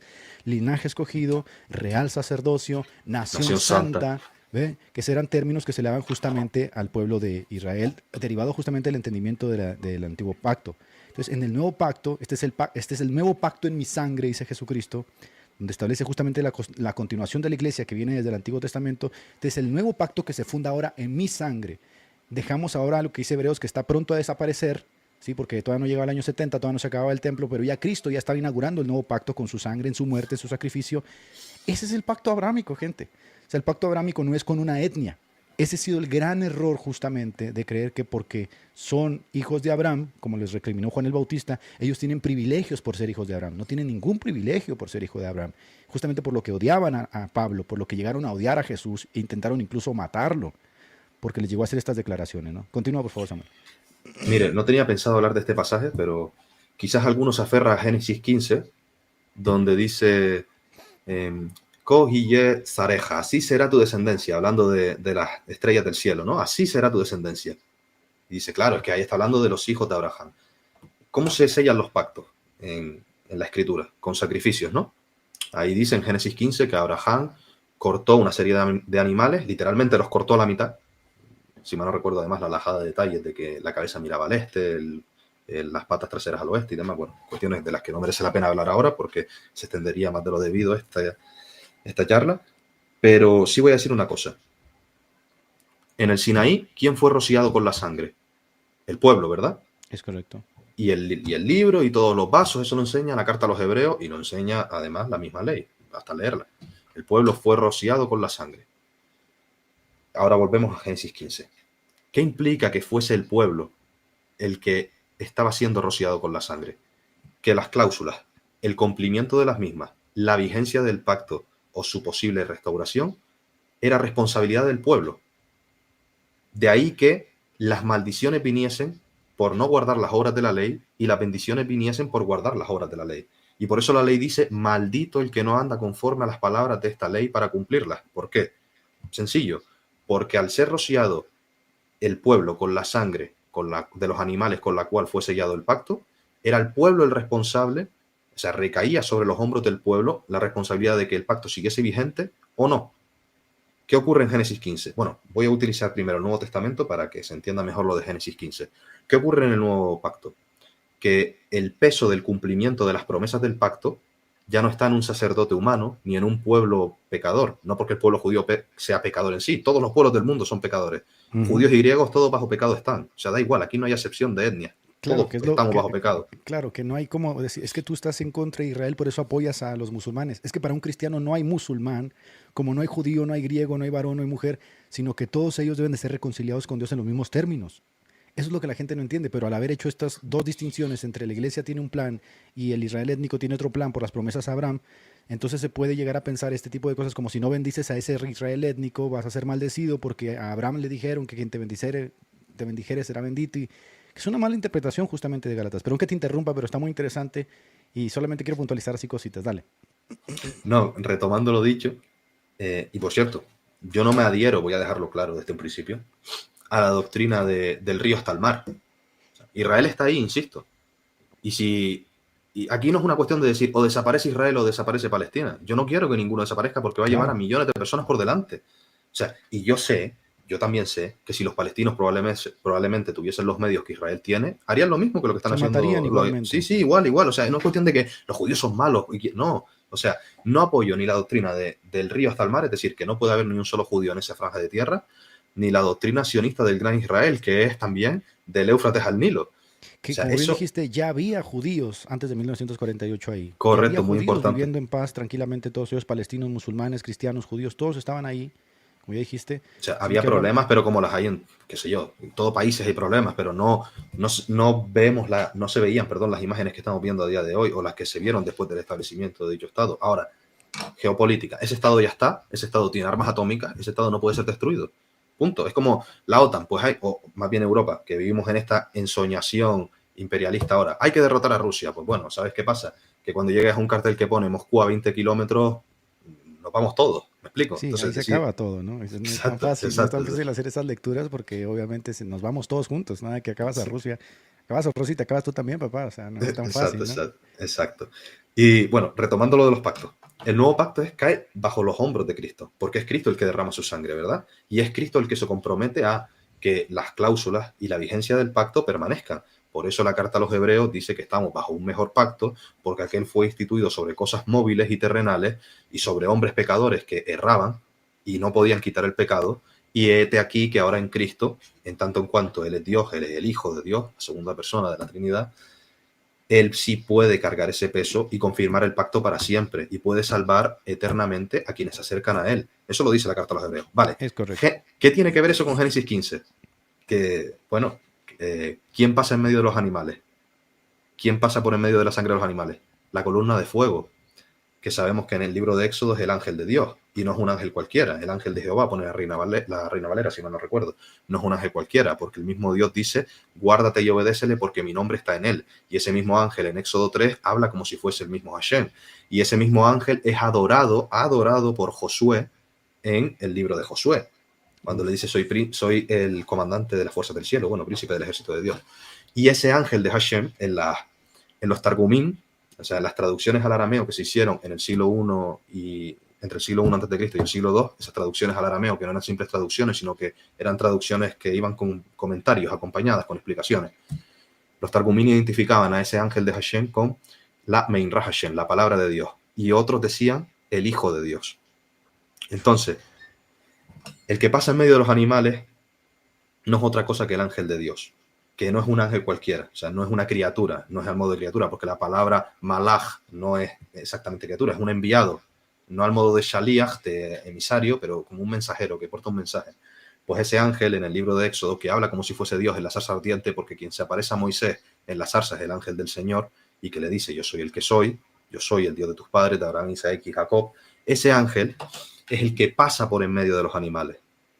No, es decir, el pacto ahí, el pacto abrahámico, que por eso es el pacto en la fe y por eso podemos ser herederos de la promesa hecha en ese pacto, está sobre los hombros de Cristo también.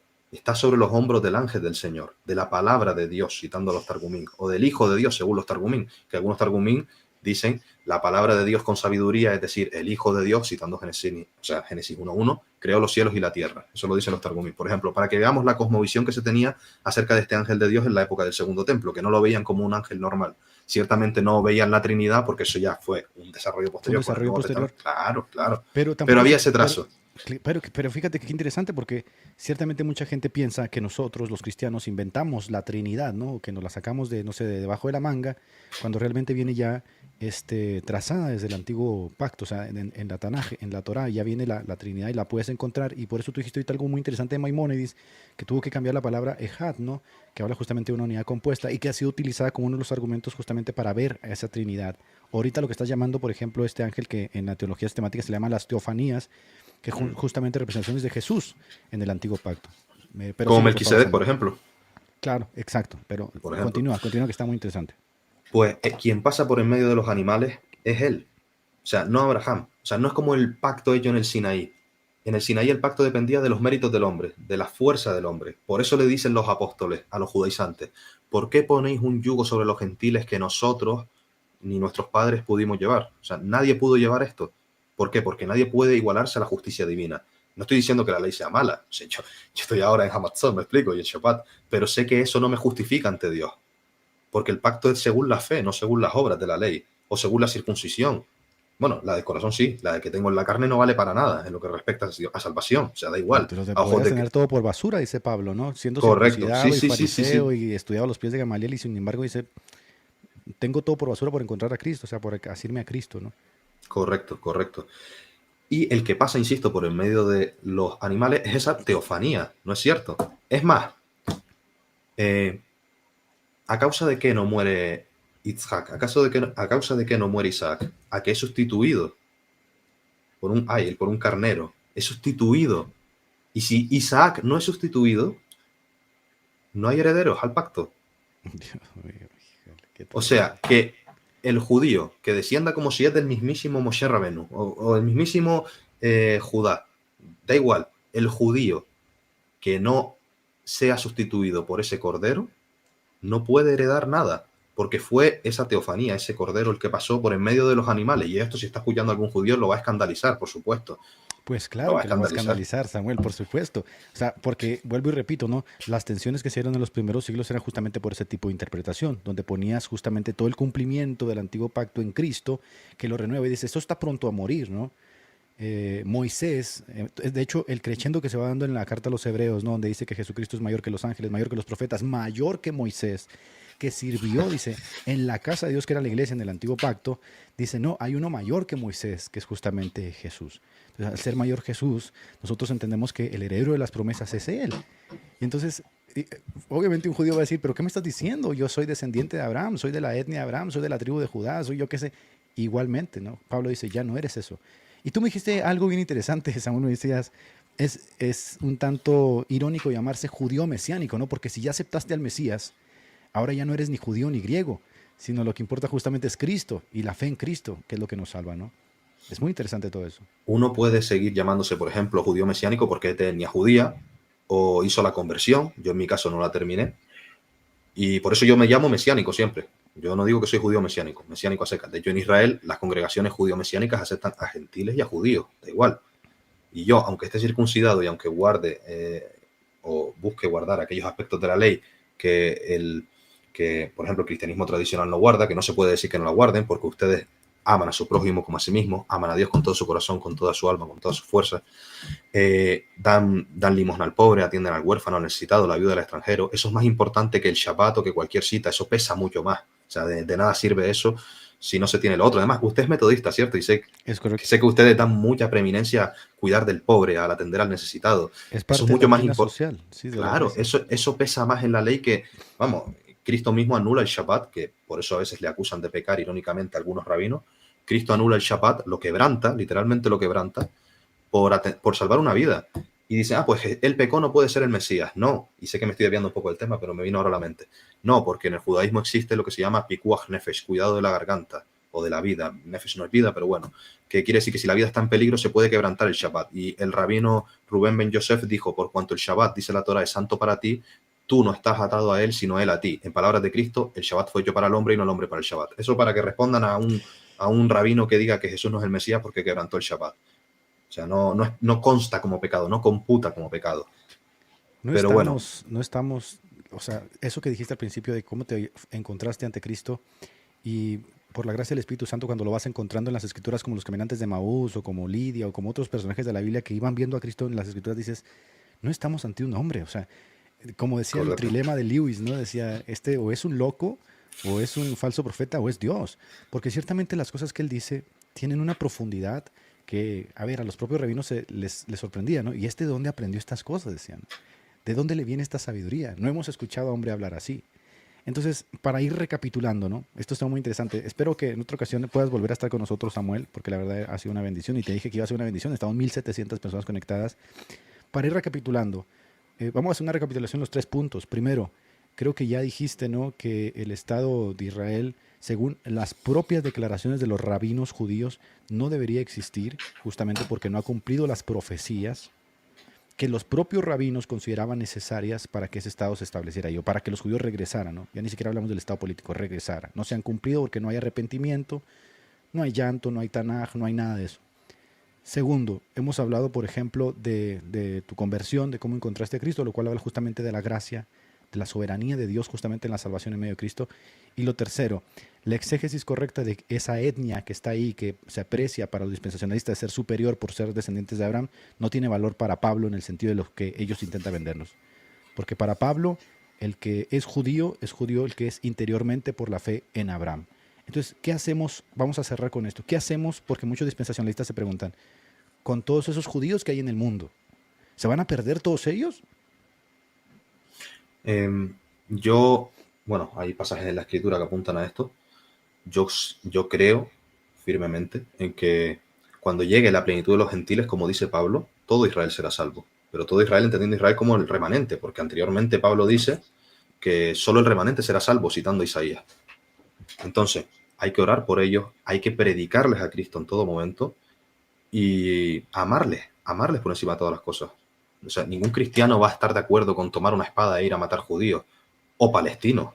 Porque una cosa, los que... Y me gustaría cerrar con 2 cositas nada más. Podemos retomar una última lectura del Nuevo Testamento para después mencionar esto, porque si no se va a perder el hilo. Vale, me gustaría leer ya la última lectura. Efesios capítulo 2, desde el verso 11. Y ya con esto, y con lo que quería cerrar, como bien indica usted, terminamos. Avise cuando lo ponga en pantalla, así puede seguir la audiencia de la lectura. 2.11, Efesios 2.11. Efesios 2.11. Efesios 2.11, correcto. Aquí está. Dale, puedes leerlo, aquí lo pongo. En relación a lo que usted ha dicho, que la descendencia de Abraham, es decir, Israel, es el Israel, el verdadero, el que hereda las promesas, porque es Israel el que hereda las promesas, es el espiritual. Vamos a ver qué dice Pablo aquí. Por tanto, acordaos de que en otro tiempo vosotros, los gentiles en cuanto a la carne, erais llamados incircuncisión por la llamada circuncisión hecha con mano en la carne. En aquel tiempo estabais sin Cristo, alejados de la ciudadanía de Israel, alejados de la ciudadanía de Israel, o sea, no pertenecíais a Israel, no erais Israel. Estabais sin Cristo, alejados de la ciudadanía de Israel y ajenos a los pactos de la promesa, sin esperanza y sin Dios en el mundo. Pero ahora en Cristo Jesús, vosotros que en otro tiempo estabais lejos, ¿lejos de qué? Alejados de la ciudadanía de Israel. Vosotros que estabais lejos de las promesas, porque las promesas son dadas a Israel, porque hay una cosa, el nuevo pacto con quién es hecho. Casa de Israel y casa de Judá. ¿Dónde están ahí los gentiles? Uno va al Antiguo Testamento y sí, hay una promesa de que los gentiles seré hallado por quienes no me buscaban. Sí, pero el Nuevo Testamento así explícitamente, en la lectura literal, no menciona a los gentiles. Menciona a Israel y Judá.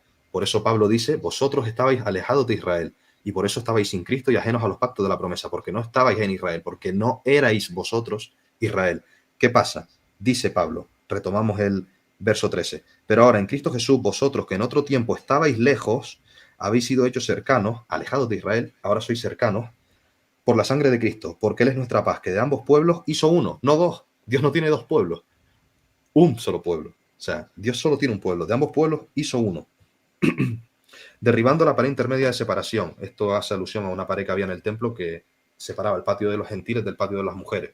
Los gentiles solo podían acercarse hasta un determinado punto al templo.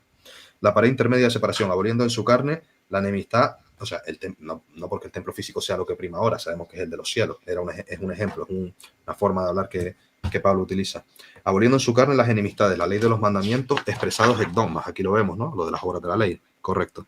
Para crear en sí mismo de los dos un solo y nuevo hombre, haciendo la paz, y mediante la cruz reconciliar con Dios a ambos en un solo cuerpo, matando en ella las enemistades. Y vino y anunció las buenas nuevas, aquí cita a Isaías, si mal no recuerdo, y anunció las buenas nuevas de paz a vosotros que estabais lejos y a los que estaban cerca, porque por medio de él los unos y los otros tenemos entrada por un mismo espíritu al Padre. Así que, ¿ya no sois qué? Ya no sois Gerín, ya no sois extranjeros, ya sois Israel, el espiritual, el de Dios, el que está injertado en el olivo. Ya sois Israel, ya no sois extranjeros, dice, ni advenedizos, sino conciudadanos de los santos. Un conciudadano de España que es un español, ¿no? Un conciudadano de Israel es un hijo de Abraham. Dice, sino conciudadanos de los santos y miembros de la familia de Dios, edificados sobre el fundamento de los apóstoles y profetas, siendo la principal piedra del ángulo Jesucristo mismo, en quien todo el edificio bien coordinado va creciendo para ser un templo santo en el Señor, en quien vosotros también sois juntamente edificados para morada de Dios en el Espíritu. Como dice Pablo, la palabra de Dios no ha fallado. No todos los que descienden de Israel son israelitas. Lo dice en la carta a los romanos. Es claro. En otras palabras lo que está diciendo aquí. O sea, no por ser descendiente de Abraham según la carne, son hijos todos. Y no por ser israelita según la carne, se es israelita. ¿Por qué? Porque las promesas fueron dadas a la semilla, que es Cristo. Y bueno, pueden decir, y ya con esto le dejo, porque usted sabe que tiendo a distenderme más de lo que debo y no quiero propasarme. Todo esto lo tenemos en la Biblia, impresionante. Exacto, exacto. Todo esto está en la Escritura. Y uno obcecado puede decir, no, pero la tierra, porque dice, a la semilla, vale, la semilla es Cristo, pero la tierra esa es santa, y la tierra es sagrada, y la tierra esa es casi una extensión de los cielos, porque ya sabemos, Jerusalén, lluvia de paz, es lo que significa Jerusalén, ¿no? La lluvia de paz. Bien, ¿qué ocurre? Hay que leer Hebreos. La carta a los Hebreos dice que Enoc, Noé, Abraham, Sara, David, todos ellos pasaron como peregrinos por la tierra y murieron sin recibir lo prometido, como mirándolo de lejos. Y la carta a los Hebreos, que la acabo de buscar aquí, dice, y es solo una frase lo que voy a leer, dice, un momento, lo busco. Vale. Aquí. Vale. ¿Por qué? Dice, y confesando que eran extranjeros y peregrinos sobre la tierra, Hebreos 11:14, porque los que esto dicen claramente dan a entender que buscan una patria, pues si hubiesen estado pensando en aquella de donde salieron, ciertamente tenían tiempo de volver, pero anhelaban una mejor, esto es celestial, por lo cual Dios no se avergüenza de llamarse Dios de ellos, porque les ha preparado una ciudad. ¿Y qué ciudad es esa? ¿La Jerusalén que hay ahí en Oriente Medio? No, porque Pablo dice, la Jerusalén que hay aquí es Agar, es decir, es Ismael. Y tienes que expulsar a uno para que herede el segundo. Pablo en Gálatas 4 dice, decidme los que queréis estar bajo la ley. No habéis oído la ley, porque está escrito que Abraham tuvo 2 hijos, uno de la esclava, el otro de la libre. Pero el de la esclava nació según la carne, o sea, la Jerusalén de aquí, lo va a decir ahora. Esta Jerusalén es esclava, mas el libre por la promesa, lo cual es una alegoría, pues estas mujeres son los 2 pactos. El uno proviene del monte Sinaí, el cual da hijos para esclavitud, por lo que hablamos, porque la sangre cayó sobre los humanos, pecadores, no sobre Dios mismo. Uno proviene del monte Sinaí, el cual da hijos para esclavitud. Este es Agar, porque Agar es el monte Sinaí en Arabia y corresponde a la Jerusalén actual. Pues esta, junto a sus hijos, está en esclavitud. Y dice ahora, mas la Jerusalén de arriba, la cual es madre de todos nosotros, es libre. ¿Y qué dice la ley? Y Pablo lo dice en otro pasaje de Gálatas 4. Echa al hijo de la esclava porque no heredará el hijo de la esclava con el de la libre. Entonces, déjense de pensar que esto es cumplimiento profético, porque quien va a heredar esa tierra es la iglesia, que es el Israel de Dios, el verdadero Israel, hecho de judíos y gentiles. Y la patria que esperaban los patriarcas, volvemos a lo mismo. No, la semilla son los hijos de Abraham según la carne. Oye, ¿o crees en el Nuevo Testamento o no? Yo creo que el Nuevo Testamento es autoritativo, es autoridad para mí. Y el Nuevo Testamento me está diciendo que eso debe interpretarse como que la semilla es Cristo y la tierra es una tierra que bajará de los cielos, la nueva Jerusalén, la celestial. ¿Por qué? Y ya lo último, se lo prometo, lo último. Porque en Hebreos 12 dice, porque no os habéis acercado al monte que se podía palpar, que ardía con fuego, a la oscuridad, a las tinieblas y a la tempestad, al sonido de la trompeta y a la voz que hablaba, la cual los que la oyeron rogaron que no se les hablase más, porque no podían soportar lo que se ordenaba. Si a una bestia tocar el monte, será apedreada o pasada con dardo. Y tan terrible era lo que se veía que Moisés mismo dijo: estoy espantado y temblando. Sino que os habéis acercado ¿a dónde? ¿A dónde? Dice, al monte Sión, a la ciudad de Dios vivo, Jerusalén la celeste, la celestial, no la de aquí, la celestial, a la compañía de muchos millares de ángeles, a la congregación de los primogénitos que están inscritos en los cielos, a Dios el juez de todo, a los espíritus de los justos hechos perfectos, a Jesús, el mediador del nuevo pacto, y a la sangre rociada que habla mejor que la de Abel. Es decir, en síntesis, en 1948, se consumó la profecía de que la semilla iba a heredar la tierra. No, porque la semilla es Cristo, y las ramas que emanan de esa semilla cuando germina, que es la raíz, que sabemos que Cristo es la raíz en Romanos 11, son la iglesia, es decir, el Israel de Dios, el verdadero Israel, el Israel de las promesas y no el de la carne, hecho de judíos y gentiles. Exacto. Y cuando se habla de esta tierra, la gente interpreta esta tierra, los 27.000 kilómetros cuadrados de la tierra de Israel actualmente. No, la tierra celeste, la Jerusalén celestial, porque así como Moisés hizo un tabernáculo terrenal en imagen del celestial, la Jerusalén terrenal, que significa Jerusalén, lluvia de paz, es un tipo de la Jerusalén celeste que va a bajar, siendo esa Jerusalén celeste la libre y la verdadera lluvia de paz que caerá sobre la tierra con Cristo como Rey. Bellísimo. De hecho, dice que la base son los profetas y las 12 tribus de Israel, ¿no? O sea, están amalgamadas justamente ahí, que es la iglesia. Qué bellísimo. Y la verdad es que, te soy muy sincero, Samuel, a mucha gente hoy le cuesta entender esto porque hemos tenido décadas y décadas y décadas y décadas y décadas de adoctrinamiento en donde, como bien dijimos al principio, muchos te van a llamar antisemita por esto que acabas de decir. Y creo que muchos van a decir que nosotros odiamos a los judíos, que odiamos a Israel, etcétera, etcétera. Y no le permite a la gente pensar realmente que el Nuevo Testamento interpreta el Antiguo Testamento. Y las exégesis, por ejemplo, que hace Pablo, o Hebreos, o Juan, o Pedro, están en relación justamente con esto que estamos diciendo.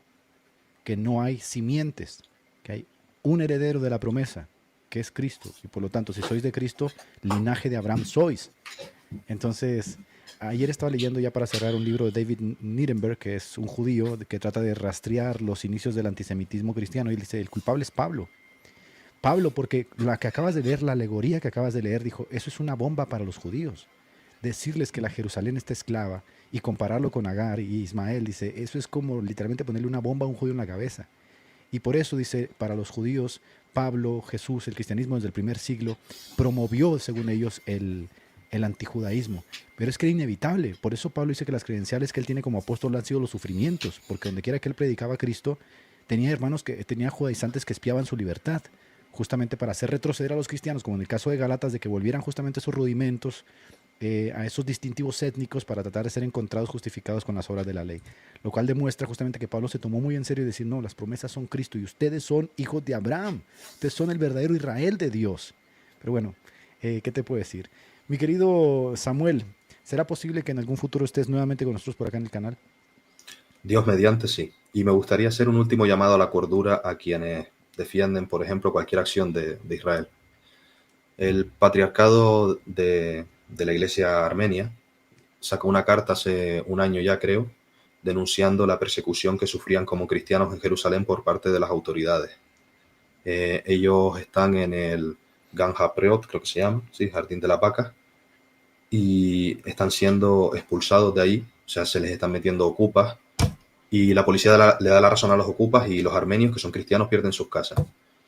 Entonces, ya solo por consideración con el pueblo de Dios, que son esos cristianos armenios, deberían mesurarse, y se lo digo a los pastores que son muy prosionistas, a la hora de defender cualquier cosa que haga Israel, porque de toda palabra que digamos se pedirá cuenta. Esa gente está siendo perseguida. Y casi se aprueba una ley antimisionera en Israel que prohibía predicar el evangelio en las calles.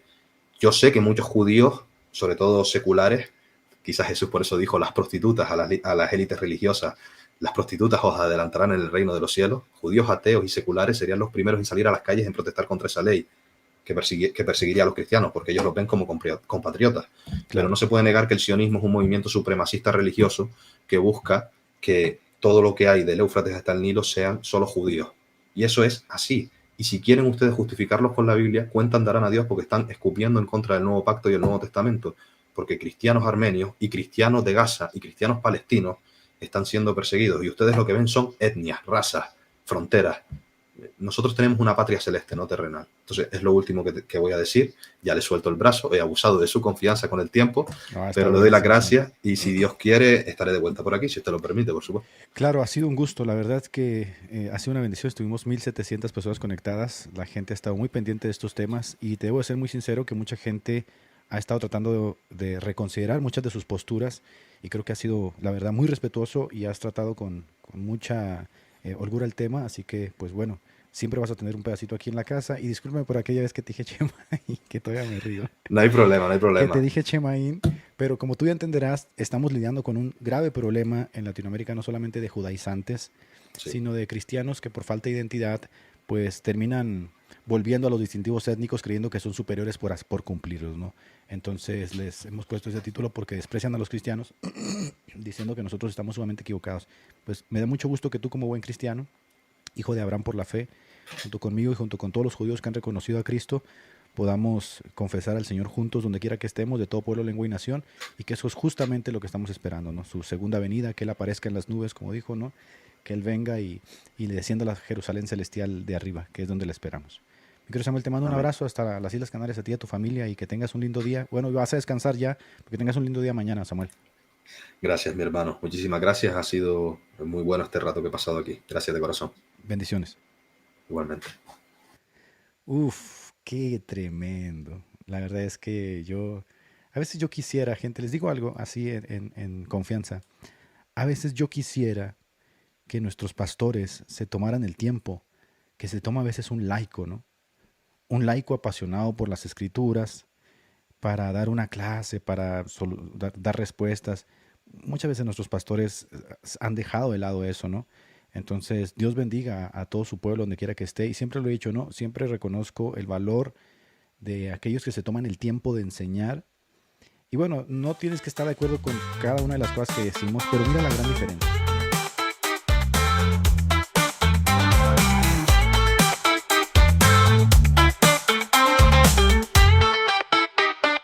Radio Pax.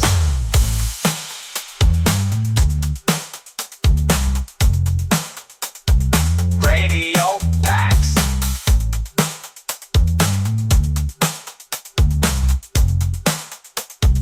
Radio